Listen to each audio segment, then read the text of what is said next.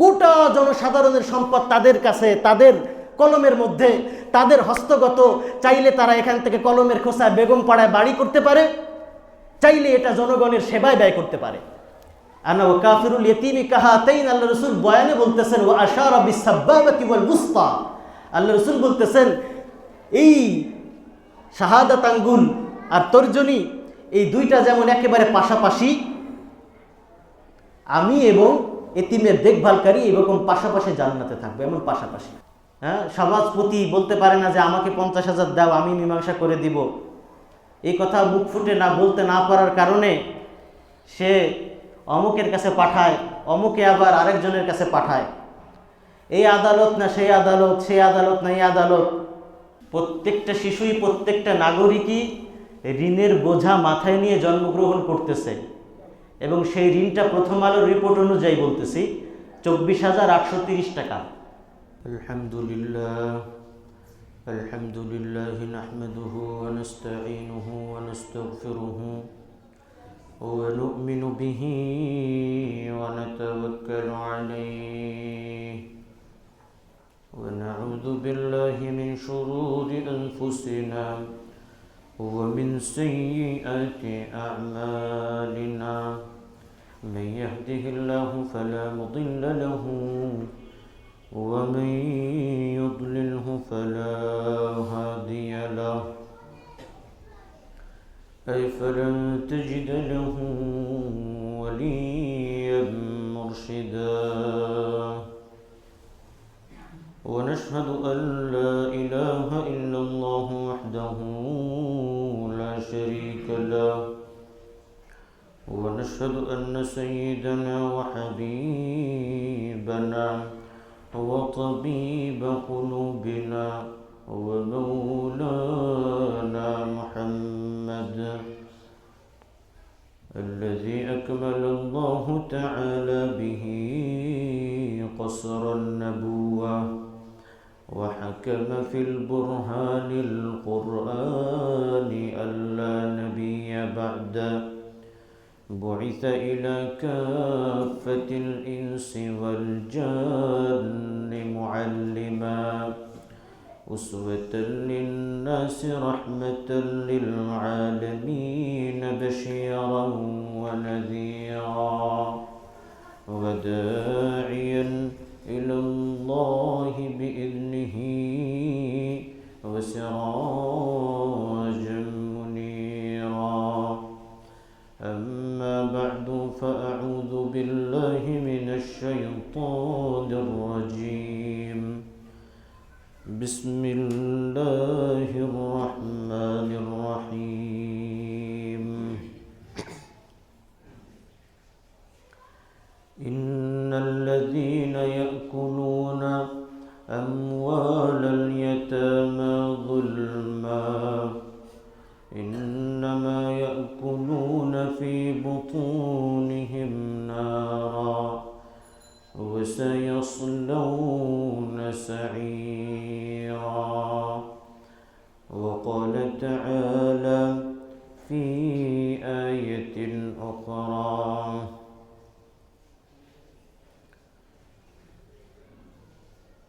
في جنات يتساءلون عن المجرمين ما سلككم في سقر قالوا لم نك من المصلين ولم نك نطعم المسكين. وعن أبي هريرة رضي الله تعالى عنه قال: قال رسول الله صلى الله عليه وسلم: اجتنبوا السبع الموبقات فمنه أكل مال اليتيم. صدق الله مولانا العظيم وصدق رسوله النبي الأمي الكريم ونحن على ذلك لمن الشاهدين والشاكرين والحمد لله رب العالمين. محترم معزز مكرم حضرات مربيان الكرام ديگر مسلمان عظام، আল্লাহ জাল্লা শানুহু আম্মা নাওয়ালুহুর মহান আলিশান দরবারে লাখ কোটি শুকরিয়া, কৃতজ্ঞতা এবং প্রশংসা নিবেদন করছি, যিনি আমাদেরকে দুনিয়াবী ব্যস্ততা থেকে মুক্ত করে ফারেক করে সপ্তাহের মধ্যে শ্রেষ্ঠতম দিন, পবিত্রতম দিন জুমার দিনে তারই ফরজ বিধান জুমার সালাত আদায় করার জন্যে পৃথিবীর সবচেয়ে শান্তির জায়গা, নিরাপত্তার জায়গা আল্লাহ রাব্বুল ইজ্জতের ঘর মসজিদে এসে বসার তৌফিক দিয়েছেন এবং প্রাক মুহূর্তে কালামুল্লাহ থেকে হাদিসে নববী থেকে কিছু কথা বলার এবং শোনার জন্য আমাকে আপনাকে কবুল করেছেন। এই কারণে মহান মুনিবের দরবারে শুকরিয়া আদায় করি, কালিমাতুশ শুকুর পড়ি আলহামদুলিল্লাহ। আমরা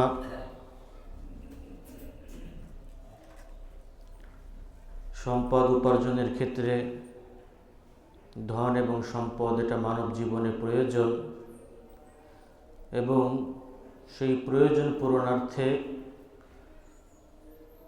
মানুষ বিভিন্ন জনে বিভিন্ন ডাইমেনশনে বিভিন্ন সোর্স থেকে ইনকাম করছে, অর্থ উপার্জন করছে। এর মধ্য থেকে কেউ অর্থ উপার্জন করে বৈধভাবে, কেউ অর্থ উপার্জন করে অবৈধভাবে, কেউ অর্থ উপার্জন করে চাকরি করে, কেউ অর্থ উপার্জন করে ব্যবসা করে, কেউ অর্থ উপার্জন করে সিনেমা নির্মাণ করে অর্থ উপার্জন করে, কেউ গান গেয়ে অর্থ উপার্জন করে, কেউ নৃত্য করে ডান্স করে অর্থ উপার্জন করে, কেউ কোনো মানুষ আছে ছবি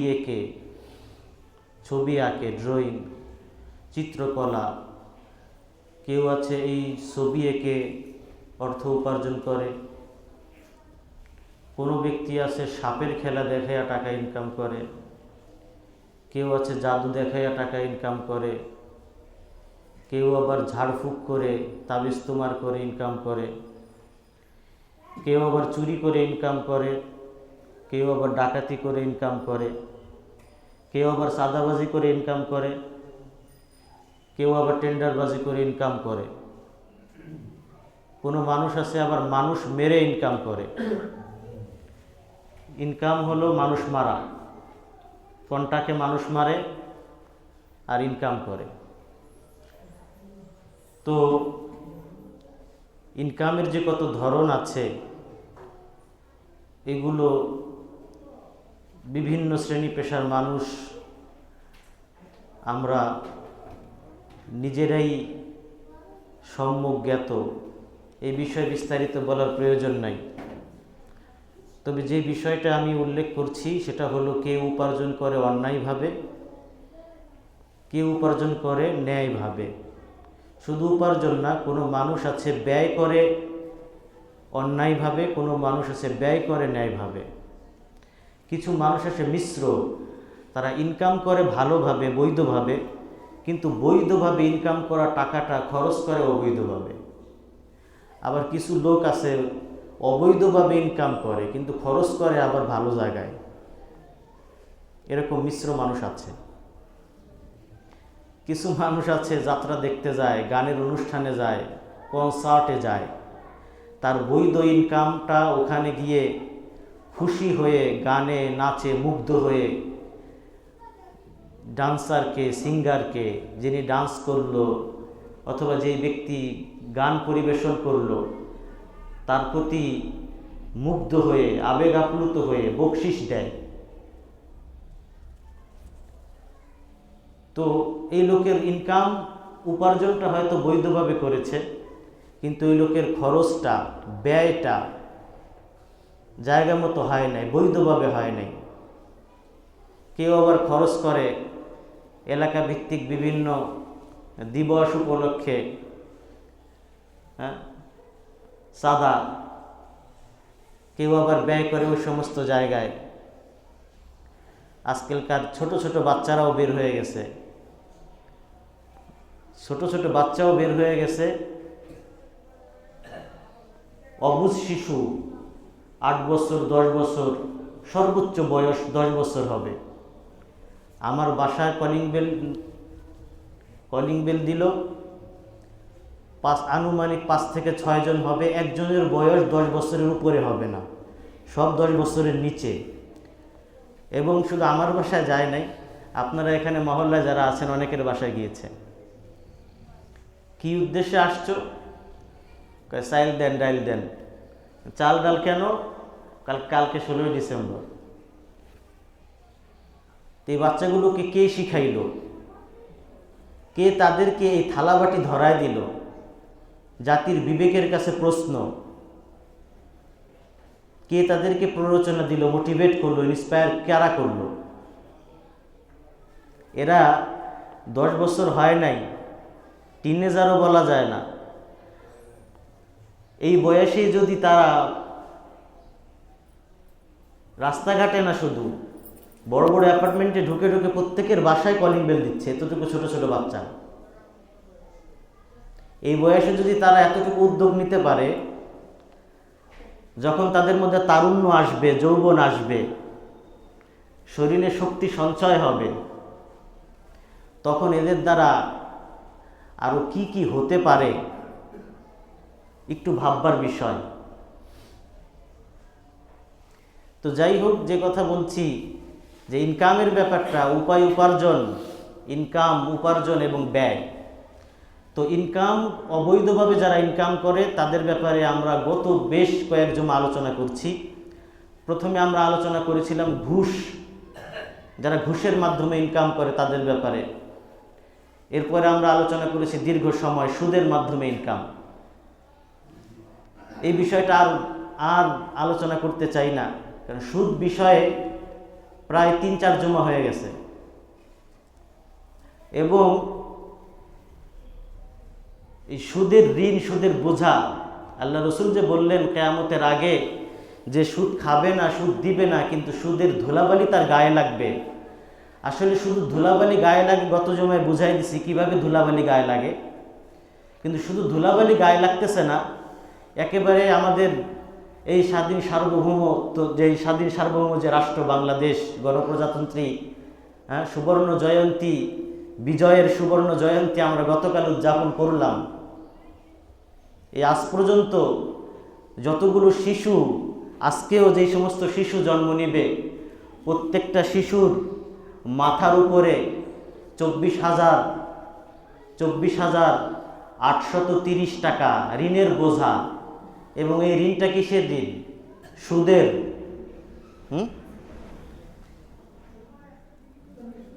প্রত্যেকটা শিশুই, প্রত্যেকটা নাগরিকই ঋণের বোঝা মাথায় নিয়ে জন্মগ্রহণ করতেছে। এবং সেই ঋণটা প্রথম আলোর রিপোর্ট অনুযায়ী বলতেছি 24,830 টাকা। তো একটা ফ্যামিলিতে, আপনার ফ্যামিলির সদস্য হলো 5 জন 6 জন, তো আপনার পুরো পরিবার 2 থেকে 2.5 লাখ টাকা ঋণী। আপনার ইনকাম কতটুকু? আপনি 2.5 লাখ টাকা ঋণী আছেন, এবং সেই ঋণটা আবার রাষ্ট্রপক্ষ সুদ দিতেছে, ভাগিদারও আপনি হচ্ছেন। সুতরাং এই ব্যাপারটা আর কড়াই গন্ডা একেবারে হাতে খড়ি বুঝাই দেওয়ার তেমন প্রয়োজন নেই। আর একটা ইনকাম আছে, অবৈধ উপার্জন আছে, মানুষ যেটা খাইতেছে, সেটার নাম হলো এতিমের সম্পদ ভক্ষণ করা, এতিমের সম্পদ আত্মসাৎ করা। এতিমের সম্পদ এর দায় দায়িত্ব সাধারণত চাচাদের উপরে বর্তায়। যেই চাচা, যেই গার্জিয়ান, যে ওলি এতিমের সম্পদ মেরে দিল, আত্মসাৎ করলো, অথবা জাল দলিল করে নিজের নামে নিয়ে নিল, পবিত্র কোরআনুল কারীমে তাদের ব্যাপারে কঠোর হুঁশিয়ারি।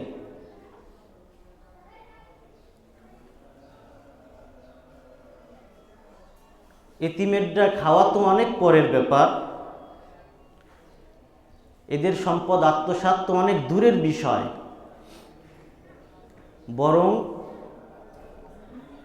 তাদের দেখভাল করা, তাদের লালন পালন করা, শুধু লালন পালন এবং দেখভাল নয়, বরং একজন এতিম প্রাপ্তবয়স্ক হওয়ার আগেই সে শরীয়তের দৃষ্টিকোণ থেকে সে পূর্ণ এতিম।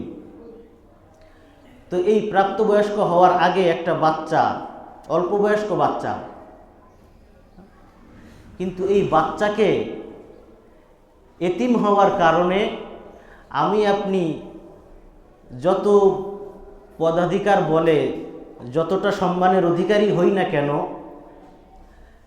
অথবা টাকা পয়সার কারণে যতটা সম্মানের অধিকারী হই না কেন, একজন এতিমকে, অল্পবয়স্ক একটা বাচ্চাকে সম্মান করার কথা কোরআনুল কারীমে বলা হয়েছে।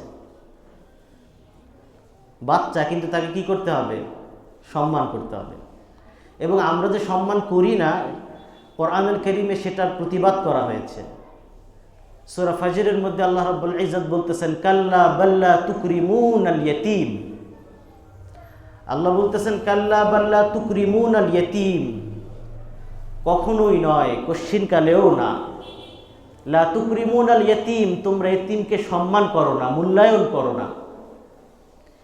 তো এতিমকে সম্মান করা, মূল্যায়ন করা, এটা হলো ঈমানের আলামত, এটা মুমিনের সিফাত, মুমিনের গুণ। আর এতিমের সাথে রূঢ় ব্যবহার করা, খারাপ ব্যবহার করা, তাকে ধমক দেওয়া, তাকে গলা ধাক্কা দিয়ে ঘর থেকে বের করে দেয়া, এটা হলো আবু জাহেলের গুণ, আবু জাহেলের সিফাত, আবু জাহেলের বৈশিষ্ট্য। তাফসীর আল কবীরের মধ্যে আল্লামা ফখরুদ্দিন রাজি লিখতেছেন, আমাদের কাছে প্রসিদ্ধ একটা সূরা, পরিচিত সূরা সকলের কাছেই, সূরা মাউন। আর আইতাল্লাযী ইউকাযযিবু বিদ্দীন ফাযালিকাল্লাযী ইয়াদউল ইয়াতীম। এই সূরার শানে নুজুল, অবতীর্ণের প্রেক্ষাপট আল্লামা ফখরুদ্দিন রাজি তাফসীর আল কবীরে লিখছেন যে এই সূরাটা অবতীর্ণ হওয়ার পিছনে একটা কারণ আছে। মক্কার কুফফার মুশরিকেরা আইয়ামে জাহিলিয়া, যেটাকে আমরা এজ অফ ইগনোরেন্স, বর্বরতার যুগ, মূর্খতার যুগ বলি আমরা, ওই যুগটাকে আমরা মূর্খতার যুগ বলি। ইতিহাসের পাতায় এটা মূর্খতার যুগ, বর্বরতার যুগ। আর আমরা এখন আমাদেরকে নিজেদেরকে সভ্যতার দাবিদার, নিজেদেরকে সভ্য বলি। সভ্যতার যুগে আমরা বসবাস করি, প্রযুক্তির যুগে বসবাস করি, অত্যাধুনিক যুগে বসবাস করি, আধুনিক যুগে বসবাস করি। তো এই বর্বরতার যুগ আর আধুনিকতার যুগ, এর মধ্যে পার্থক্য কোন জায়গায় দেখেন? বর্বরতার যুগে আবু জাহেল কি করত? কোনো ব্যক্তি যখন অন্তিম শয্যায়, মৃত্যু পথযাত্রী, মুমূর্ষ অবস্থায় থাকতো, তো আবু জাহেল হলো সমাজপতি, সমাজের নেতা। এবং এই আবু জাহেল জনদরদি, মানব সেবা করে, মানবসেবী। কেমন মানব সেবা করে জনদরদি সে?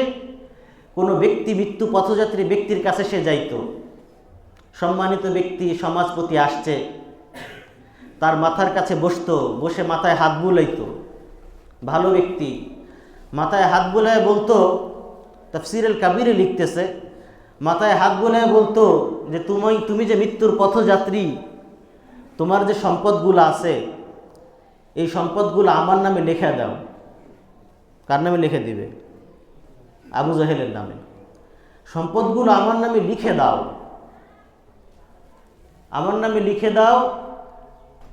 তুমি তোমার মৃত্যুর পরে তোমার বিবি বাচ্চা, এদের দেখভালের পূর্ণ দায়িত্ব আমি নিয়ে নিব। আবু জাহেল বলতো, সম্পদটা আমার নামে লিখে দাও। এলাকার নেতা মানুষ, যার কথা সকলেই শুনে, মূল্যায়ন করে, এমন ব্যক্তি যদি এসে বলে যে বিবি বাচ্চার দায়িত্ব তার, সে পূর্ণাঙ্গ দেখবে, চিকিৎসা সেবা দিবে, শিক্ষা দিবে, চিকিৎসা দিবে, বাসস্থান নিশ্চিত করবে, নিরাপত্তা নিশ্চিত করবে, যতটুকু জায়গা জমি আছে তাকে দিয়ে দিতে হবে। এবং তার কিছু বাচনভঙ্গি ছিল, বলার কিছু কলা কৌশল ছিল, সে ওইগুলো কাজে লাগিয়ে এইভাবে সম্পদগুলো সে লিখে নিত, মানুষের সম্পদ, জায়গা জমি নিজের নামে নিত। তো সূরা মাউন অবতীর্ণের প্রেক্ষাপটটা হলো, আল্লাহ রাসূল সাল্লাল্লাহু আলাইহি ওয়াসাল্লামের কাছে এক এতিম বালক আসছে। এসে আল্লাহ রাসূল সাল্লাল্লাহু আলাইহি ওয়াসাল্লামকে বলতেছে যে আবু জাহেল আমার বাবার মৃত্যুর সময়ে আমাদের জায়গা জমি সব লিখে নিয়েছে। কিন্তু আমরা যখন, আমি এবং আমার মা যখন তার দুয়ারে গেলাম, আমাদেরকে সে চিনে না, গলা ধাক্কা দিয়ে বের করে দেয়।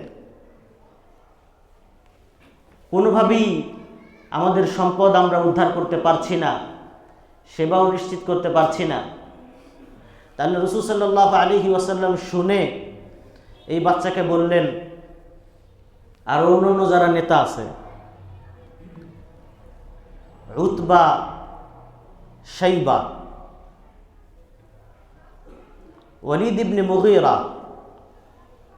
আস ইবনে ওয়াইল, আল্লাহ রসুল বললেন ওই সমস্ত নেতাদের কাছে যে তুমি বিচারটা দায়ের করো, তাদের কাছে যে তুমি ব্যাপারটা, তোমার মামলা মোকদ্দমাটা তুমি তাদের কাছে উপস্থাপন করো। আল্লাহ রসুলের কথা মতো সে উতবার কাছে গেল। উতবা শুনে কোনো গ্রাহ্য করলো না, হেসে উড়িয়ে দিচ্ছে। বলল, ওই ব্যাপারে আমি আর কি করব, তুমি সাইবার কাছে যাও, আমার বড় ভাই সাইবার কাছে যাও। সাইবার কাছে যাওয়া গেল। সাইবা বলতেছে যে ওয়ালিদ ইবনে মুগীরা অনেক জ্ঞানী গুণী মানুষ, সে একটা তোমাকে পথ দেখাই দিবে, তুমি ওয়ালিদ ইবনে মুগীরার কাছে যাও। ওয়ালিদ ইবনে মুগীরার কাছে গেল, কোনো সুরাহ নাই। এই চিত্রটা হুবহু, এই চিত্রটা বর্বরতার যুগের চিত্র, অজ্ঞতার যুগের চিত্র। কিন্তু আফসোস লাগে সভ্যতার যুগে এই চিত্র আছে কিনা। আপনি বিচার দায়ের করবেন, অমুকের কাছে যাইতে হবে, তমুকের কাছে যাইতে হবে। হ্যাঁ, সমাজপতি বলতে পারে না যে আমাকে 50,000 দাও, আমি মীমাংসা করে দিব। এই কথা মুখ ফুটে না বলতে না পারার কারণে সে অমুকের কাছে পাঠায়, অমুকে আবার আরেকজনের কাছে পাঠায়। এই আদালত না সেই আদালত, সেই আদালত না এই আদালত, এইভাবে করে যে বিচার প্রার্থী তার জুতার তলা ক্ষয় হয়, ঠিক কিনা? তো এই এতিম বালকের জুতার তলা ক্ষয়। ক্লান্ত এবং শ্রান্ত হয়ে সে আল্লাহ রসুল সাল্লাল্লাহু আলাইহি ওয়াসাল্লামের কাছে আবার আসছে যে আল্লাহ রসুল, আপনি কারো কাছে পাঠায়েন না, মক্কি যুগের ঘটনা, আপনি আর কারো কাছে পাঠায়েন না, আপনি চলেন। আল্লাহ রসুল সাল্লাল্লাহু আলাইহি ওয়াসাল্লাম বলতে পারেন, উনি আবার আরেকজনকে দেখাই দিছে কেন? এর পিছনে হিকমত আছে, কারণ আছে। তো যাই হোক, আল্লাহ রসুল সাল্লাল্লাহু আলাইহি ওয়াসাল্লাম আসছেন। এই এতিম বালককে নিয়ে এসে আবু জাহেলের ঘরের সামনে দাঁড়ায়া এই এতিমকে বলছে, তুমি ঘরে নক করো। এতিম নক করলো। আবু জাহেল খুলছে, চেহারাটা খুবই, চেহারার মধ্যে বিরক্তির ভাব। ধমক দিবে যে কতদিন করে বলছি না চলে যাইতে, এইভাবে ধমক দেয় না? তো এইভাবে ধমকটা দিবে। দৃষ্টিটা তার একটু দূরে গেল, দেখে তারই ভাতিজা, চাচাতো ভাইয়ের ছেলে ভাতিজা মুহাম্মদ দাঁড়ায় আছে। একটু থমকে গেল। আল্লাহ রাসূল সাল্লাল্লাহু আলাইহি ওয়াসাল্লাম বললেন তার সম্পদ ফেরত দিতে, তার বাবার থেকে যেটা নেওয়া হয়েছে। আবু জাহেল বলল, তা সে আমার কাছে কোনো সম্পদ পায় না, তাকে কোনো সম্পদ আমি দিব না। এই বলে দরজা লাগাই দিতেছে। তাহলে রাসূল সাল্লাল্লাহু আলাইহি ওয়াসাল্লাম উনি বাহিরের গেট এর ফটক ধরলেন, ধরে হুঙ্কার দিলেন, আবু জাহেলকে ডাক দিলেন। দেখেন, এক তো চাচা, দ্বিতীয় নাম্বার জুনিয়র। চাচা আবার কি বয়সেও সিনিয়র এবং চাচা। কিন্তু যখনই কোরআন হাদিসের দায়িত্ব প্রাপ্ত, আল্লাহর পক্ষ থেকে দায়িত্ব প্রাপ্ত হবে, তখন কিন্তু আর সিনিয়রিটি দেখার সুযোগ নাই, চাচা না বাবা দেখার সুযোগ নাই। যেমনটা ইব্রাহিম আলাইহিস সালাতু ওয়াস সালাম নিজের বাবাকে পর্যন্ত বলতেছেন, ইয়া আবাতি, হে বাবা, ইন্নী আখাফু আন ইয়ামাসসাকা আযাবুম মিনার রহমান, আমি শঙ্কিত রহমানের আযাব আপনাকে ধরবে। কারণ কি বলতে হবে? কেন? ইব্রাহিম আলাইহিস সালাতু ওয়াস সালাম ওই সূরা আম্বিয়ার মধ্যে জানিয়ে দিচ্ছেন গোটা মানব জাতির জন্য, ইন্নী কাদ জাআনি মিনাল ইলম, আমার কাছে ইলম আসছে, আমার কাছে এলেম আছে, কোরআনের জ্ঞান আছে, হাদিস আছে, তোমার কাছে সেটা আসে নাই। সুতরাং আল্লাহ রসুল সাল্লাল্লাহু আলাইহি ওয়াসাল্লাম হুঙ্কার দিয়ে বললেন যে চাচা দিতে হবে। যখন আল্লাহ রসুল ফটকটা ধরলেন, তাফসীরে আল কবীরের মধ্যে লিখতেছে আল্লামা ফখরুদ্দিন রাজি, আবু জাহেলের গোটা বাড়ি এবং তার আঙিনা ভূমিকম্প 8 রেক্টার স্কেলে শুরু হয়ে গেল। ভূমিকম্প 7 না 8 স্কেলে, 8 রেক্টার স্কেলে ভূমিকম্প শুরু। আবু জাহেলের হৃদয় প্রকম্পিত, তাৎক্ষণিকভাবে বলতেছে যে যা যা পাবে সব এখনই দিয়ে দিব। কিন্তু এই কথা বলার আগে আল্লাহ রসুল বলেছিলেন যে আবু জাহেল চাচা, আপনি কি পরকাল বিশ্বাস করেন না? কিয়ামতের দিনে এটার জের আপনাকে কতটা বইতে হবে সেটাকে আপনি বোঝেন না? কিন্তু আবু জাহেল প্রতি উত্তরে বলেছিল, না আমি পরকাল মানি না, কি হবে না হবে সেটা আমার দরকার নাই। সাথে সাথে কোরআনের আয়াত এই প্রেক্ষাপটে নাজিল হলো, আরাইতাল্লাযী ইউকাযযিবু বিদ্দীন। আল্লাহ বলতেছেন, হে রাসূল, আপনি কি অমুক ব্যক্তিকে দেখেন, আল্লাযী ইউকাযযিবু বিদ্দীন, যে দিনকে, বিচার দিবসকে, দিন মানে ধর্ম না, এখানে দিন মানে কি? বিচারের দিন, মালিকি ইয়াউমিদ্দিন, বিচার দিনের মালিক। আরাইতাল্লাযী ইউকাযযিবু বিদ্দীন, যে বিচার দিবসকে মিথ্যা প্রতিপন্ন করে, অস্বীকার করে, অমুক ব্যক্তিকে আপনি দেখেছেন? তার হুঙ্কার, তার তর্জন, তার গর্জন।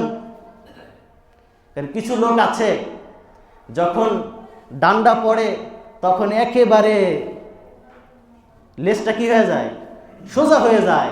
আর ডান্ডার আগে তার অনেক তোড় ঝোড়, অনেক গর্জন তর্জন থাকে, কারণ তার কাছে পদ থাকে, তার কাছে পদবি থাকে। পদপদবীর হুঙ্কারে সে ইসলামকে অস্বীকার করে। বিসমিল্লাহর মূল্যায়ন থাকে না তার কাছে, ইসলামের মূল্যায়ন থাকে না তার কাছে। তার কাছে শুধু চেতনার মূল্যায়ন, ইমানের মূল্যায়ন নাই। কিন্তু যখনই এক ঘা আসে, ওই আবু জাহেলকে যেমন ভূমিকম্প দিয়ে একটা ঘা দেওয়া হলো, তখনই সে সারেন্ডার করে, তখনই সে একেবারেই, তাকে আর খুঁজে পাওয়া যায় না, মাথাটা একেবারে নিচু করে ফেলে। এখনো যেমন দেখেন না, কাউকে এখন কোনো খুঁজে পাওয়া যাইতেছে না। এত গর্জন ছিল, এত তোড় ঝোড় ছিল, একাই 100, সব তার কাছে তুচ্ছ, সকলেই তার কাছে তুচ্ছ। একেবারেই সে চ্যালেঞ্জ করে যে আমার চেয়ে জনপ্রিয় কে আছে? কিসের অমুক বক্তা, কিসের তমুক বক্তা, কিসের আজহারি, কিসের রমক, আমি হলাম সবচেয়ে জনপ্রিয় মানুষ। কিন্তু আবু জাহেলের যেমন ভুল ছিল, সে না বুঝে পরকাল দিবসকে অস্বীকার করেছে। যারা ইসলামকে অবমাননা করবে, যারা কোরআনের অবমূল্যায়ন করবে, হতে পারে সে জিরো কিন্তু নিমিষে হয়ে যাবে সে, হতে পারে সে হিরো কিন্তু নিমিষে হয়ে যাবে জিরো। তা আবু জাহেল, তার ব্যাপারে এই আয়াত নাজিল হলো, আরাইতাল্লাযী ইউকাযযিবু বিদ্দীন। এরপরে আল্লাহ বলতেছেন, ফাযালিকাল্লাযী ইয়াদউল ইয়াতীম। আরে ওই ব্যক্তি তো সেই ব্যক্তি, শুধু কিয়ামত দিবসকে অস্বীকার করছে এমন ব্যক্তি না, বরং এই ব্যক্তি তো সেই ব্যক্তি, ফাযালিকা, এই ব্যক্তি তো সেই ব্যক্তি, আল্লাযী ইয়াদউল ইয়াতীম, যে এতিমকে গলা ধাক্কা দিয়া বের করে দিছে। হে রাসূল, আপনি আসার আগে আর কতবার একে গলা ধাক্কা দিয়ে বের করে দিছে। এই জন্য এতিমের বরঞ্চ এতিমের সাথে রূঢ় ব্যবহার তো অনেক পরের ব্যাপার।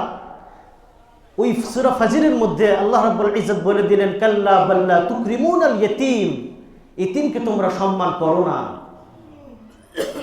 প্রতিবাদ করে জানাচ্ছেন। সুতরাং এতিম অল্প বয়স্ক বাচ্চা হতে পারেন, আপনি হনু, কিন্তু একে আপনার কি করতে হবে? মূল্যায়ন করতে হবে। আপনি ল্যান্ড ক্রুজারে আছেন, আপনি রেঞ্জ রোভারে আছেন, আপনি মার্সিডিজ ব্র্যান্ডের গাড়ির মধ্যে আছেন, জ্যামের মধ্যে একটু সময়ের জন্য সিগনালে আছেন। পথ শিশু, সে আপনার গ্লাসটা নক করে, দুইটা ফুল নিয়ে আসে, দুইটা চকলেট নিয়ে নক করে যে একটা ফুল নেন। ভিক্ষাও চাইতেছে না যে আল্লাহর ওয়াস্তে একেবারে বিনামূল্যে কিছু দেন তা না, অন্তত একটা ফুল নেন, সৌরভ নেন, আমাকে 5টা টাকা দেন। আপনি গ্লাসটাও খুলেন না, আর কারো কারো তো স্বভাব এমন, গ্লাস খুলে আর ধমক দেয়। আপনি অনেক ব্যস্ত মানুষ,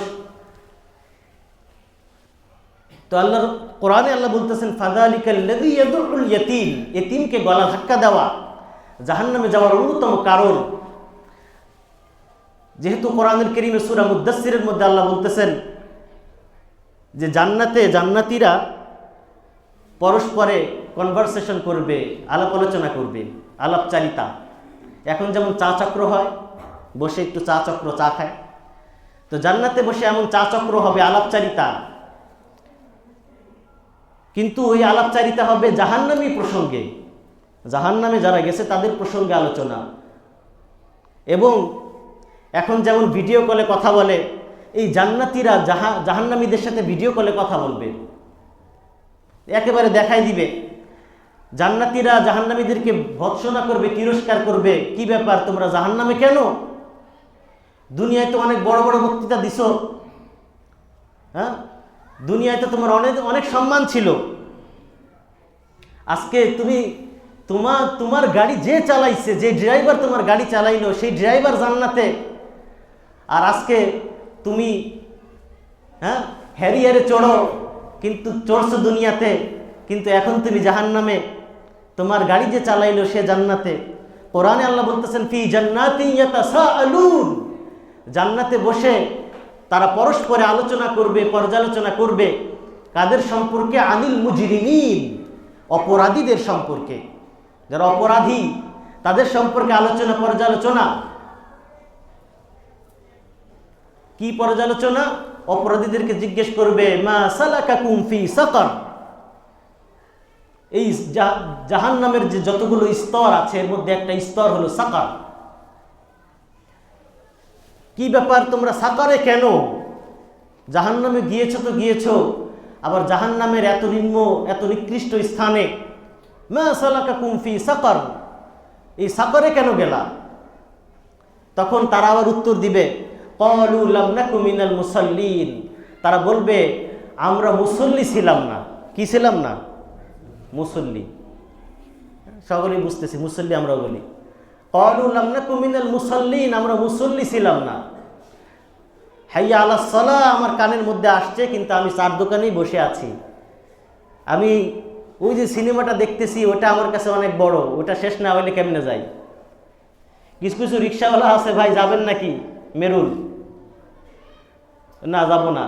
কারণ কি? কারণ সিনেমা দেখতেছে, ওটা শেষ না হওয়া পর্যন্ত কিসের মেরুল যাবে আর কিসের পোস্ট অফিস। তো তারা উত্তর দিচ্ছে লাম নাকু মিনাল মুসাল্লিন, আমরা মুসল্লি ছিলাম না। আর দ্বিতীয় নম্বর কারণ কি? ওয়ালাম নাকু নুতঈমুল মিসকিন, কোন মিসকিনকে আমরা জীবনে খাওয়াই নাই। জীবনে কি করে নাই? মিসকিন খাওয়াই নাই, এতিমকে খাওয়াই নাই, অসহায় দরিদ্রের পাশে দাঁড়ায় নাই, শীতার্ত ব্যক্তিদের মধ্যে শীত বস্ত্র বিতরণ করে নাই, নিজের ঘরের ভিতরে একেবারে রুম হিটার আছে, কম্বল তো আছেই, রুম হিটার আছে, শীত নিবারণের জন্য যত উপায় উপকরণ সব আছে, কিন্তু শীতার্ত যারা উত্তরবঙ্গে শীতে যাদের কম্পন উঠে গেছে তাদের কোনো খোঁজ নেই নাই, তাদের কোনো মূল্যায়ন করি নাই। ওয়ালাম নাকু নুতঈমুল মিসকিন ওয়া কুন্না নাখুদু মাআল খাইদিন।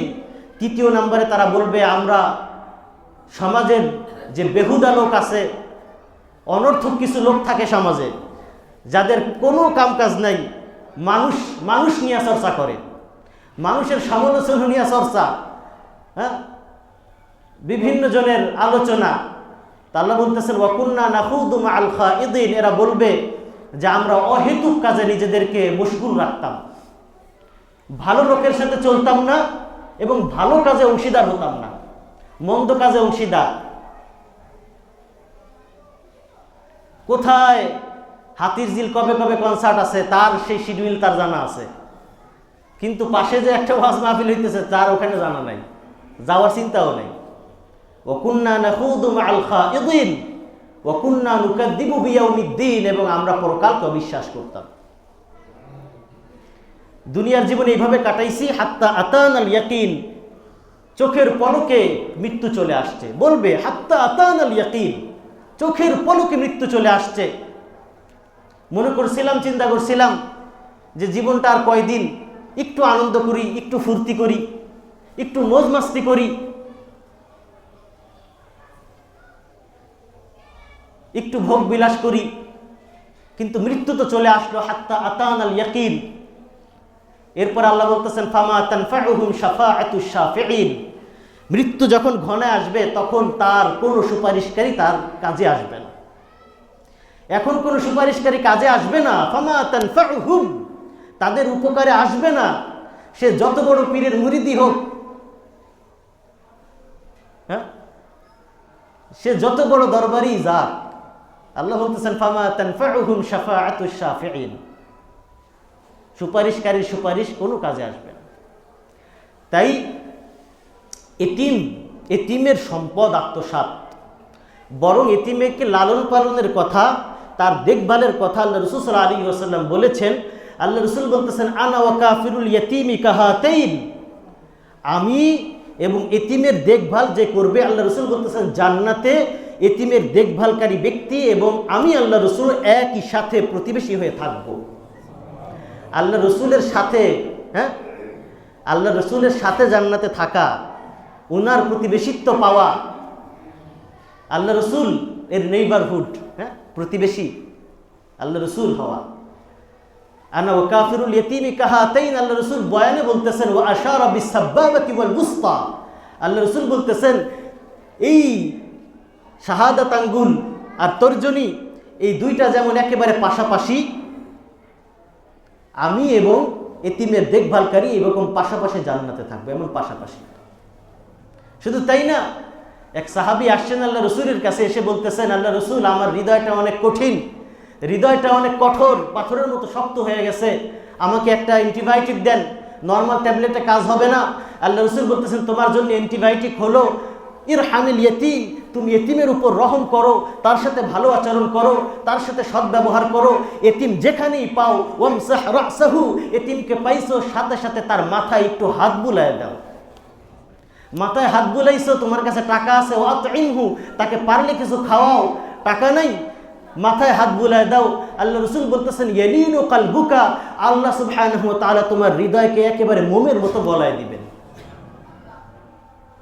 শুধু তাই না, মুসনাদ আহমদের হাদিসের মধ্যে আসছে আল্লাহ রাসূল সাল্লাল্লাহু আলাইহি ওয়াসাল্লাম বলতেছেন যে ব্যক্তি এতিমের মাথায় হাত বুলাইলো, মান মাসাহা রাসাল ইয়াতীম, যে ব্যক্তি এতিমের মাথায় হাত বুলাইলো, ওই হাতের নিচে ফাবিকুল্লি শাআরাতিন হাসানাত, ওই হাতের নিচে যতগুলো চুল পড়েছে এক একটা চুলের বিনিময়ে আল্লাহ অগণিত সওয়াব দিবেন। শাআরাতুন এক বচন, আর সওয়াবের ব্যাপারে বলেছেন বহু বচন হাসানাত।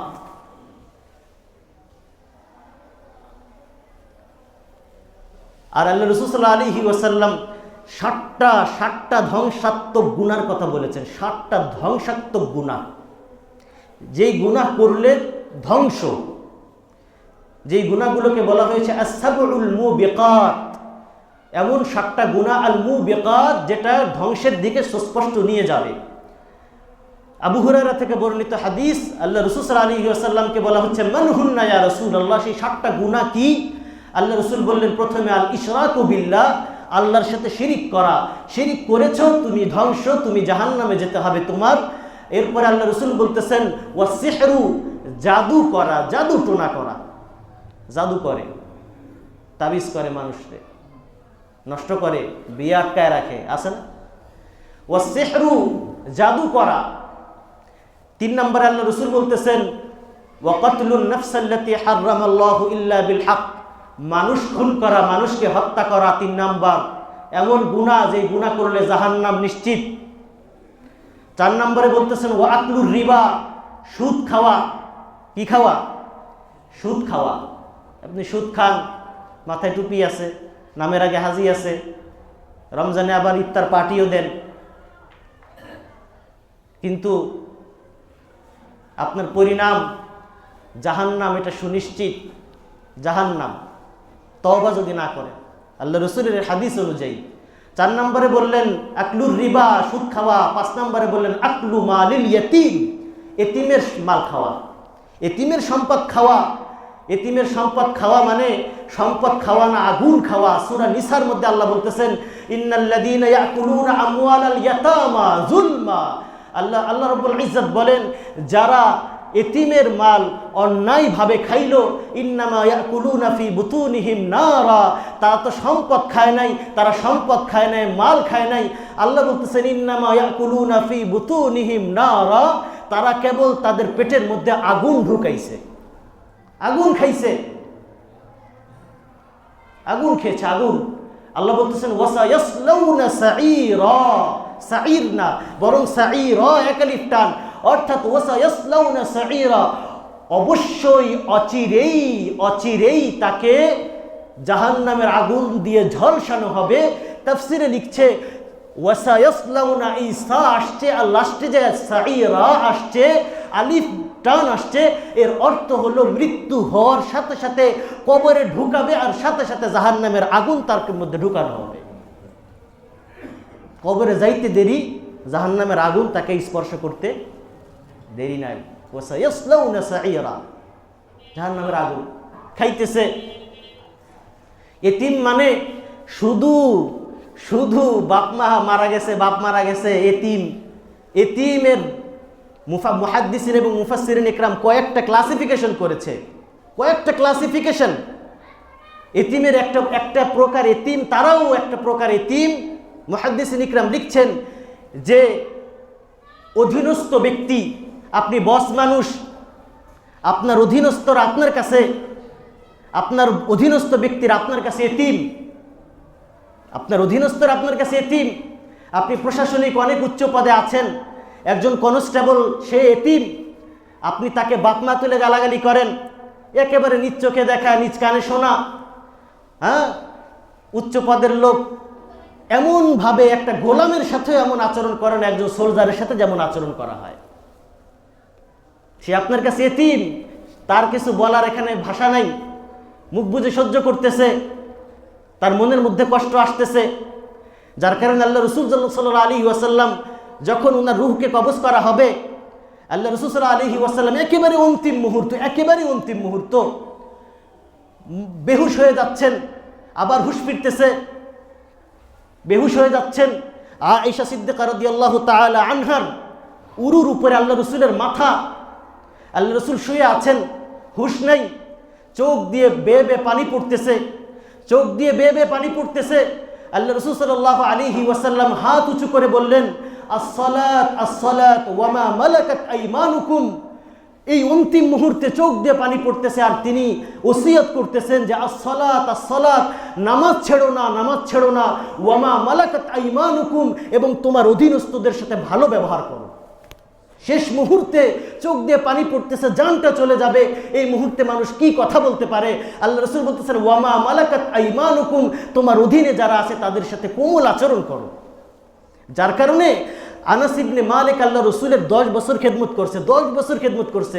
উজু করতে গেছে, উজুর পানিটা নিয়ে আসছে, ইস্তেনদায় গিয়েছে, লোটার মধ্যে পানি ভরে দূরে রেখে আসছে, আল্লাহ রসুলের পানি ব্যবহার করবে।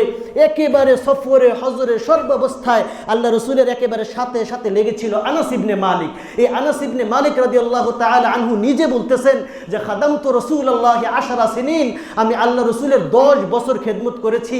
ফামা ক্বালা লি উফিন, তিনি কোনো 10 বছরের মধ্যে কখনোই তিনি আমাকে উফ পর্যন্ত বলে নাই।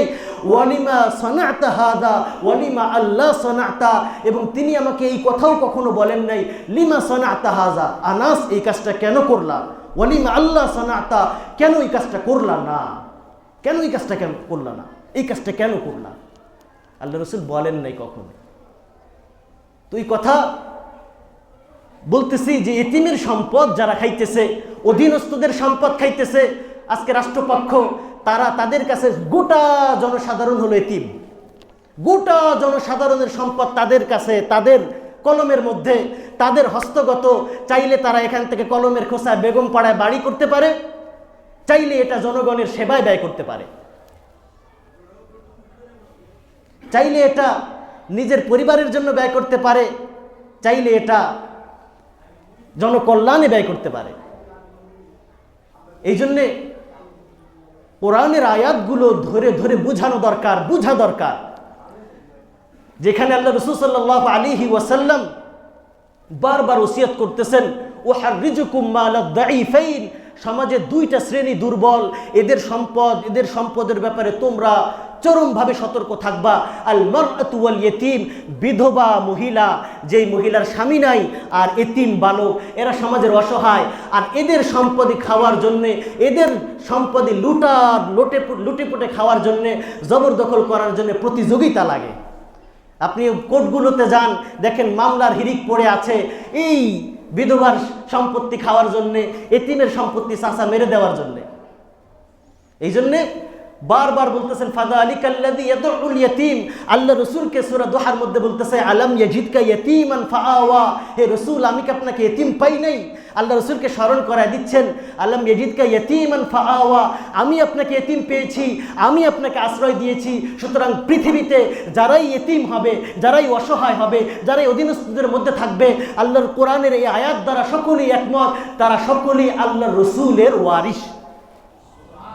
ওয়ারাসাতের সূত্রে তারা এতিম হইছে, আল্লাহ বানাইছেন এতিম। তুমি আজকে যে গাড়িতে চড়তেছো, আল্লাহ ওই গাড়িতে তোমাকে চড়াইতেছে। তোমার গাড়িতে একটা ফুল বিক্রির জন্য যে নক করতেছে পথ শিশু, তাকে আল্লাহ ওই স্থানে এনেছেন। ওই দিন বেশি দূরে নয়, তুমি যদি একে অবহেলা করো, তোমাকে ওই রাস্তায় বসাইতে আল্লাহর 1 মিনিটও সময় লাগে না। দেখেন না, 1 মিনিটও সময় লাগে না। এত হুঙ্কার, এত তর্জন, হ্যাঁ, ইমিগ্রেশনই পাস করতে পারেনি। তো এই জন্যে আল্লাহ বারবার বলে দিলেন আলাম ইয়াজিদকা ইয়াতীমান ফাআওয়া, এরপরে লাস্টে দিয়ে বলতেছেন ফাআম্মাল ইয়াতীমা ফালা তাকহার, ফাআম্মাল ইয়াতীমা ফালা তাকহার, জেনে রাখো এতিমকে কখনোই ধমক দিবা না। ওয়া আম্মাস সাইলা ফালা তানহার, কেউ চাইতে আসলে কিছু পণ্ডিত সাহেব আছে 5 টাকা চাইলে জিজ্ঞেস করে কি টাকা চাইতে আসছো, কি সমস্যা, অমুক তমুক, কি হয়েছে বাড়িতে, 1 টাকাও দিবে না। আত্তাহিয়াত জানো নাকি, দুরূদ শরীফ জানো নাকি, নামাজ পড়ো নাকি, ইত্যাদি। এরপরে যায় না, এত কিছু কোশ্চেন করার পরে মনে হয় বিসিএস এর বাইরে পরীক্ষা দিতে আসছে, এতগুলো কোশ্চেন করার পর এরপরে বিদায় করে দেয়। আল্লাহ রাব্বুল ইজ্জত বুঝার তৌফিক দান করে।